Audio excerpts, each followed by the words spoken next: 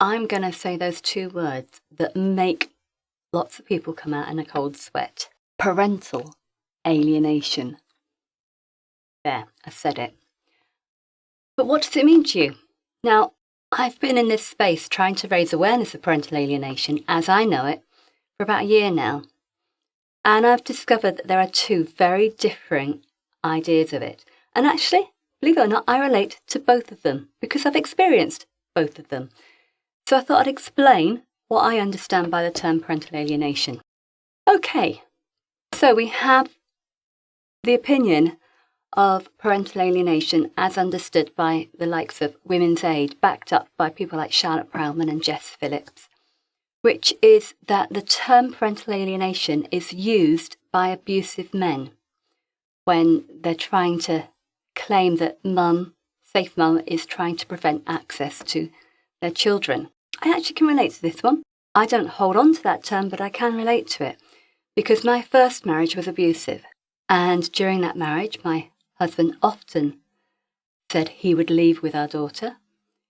He was very manipulative. He often used the threat to try and get me to do things that he wanted him to do. But did he actually take her during that marriage? No, he didn't. Our marriage resolved and we divorced. For 10 years, I co-parented and I thought my daughter had a really good relationship with both her parents. What I didn't realise was that he was manipulating our daughter through phone calls and text messages.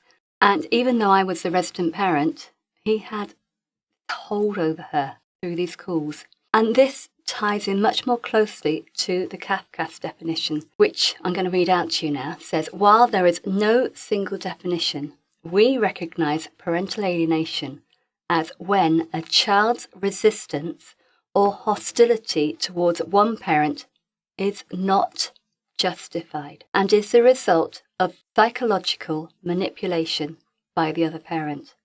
That is exactly what happened to me.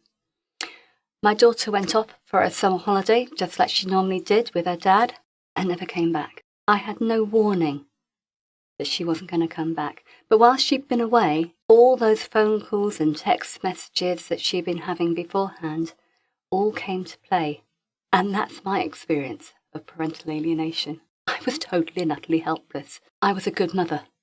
I wanted her to have a relationship with her dad, but I wanted her to understand that Dad wasn't everything that he seemed, but he still loved her, and I respected that. So, which form of parental alienation do you think is the most scary?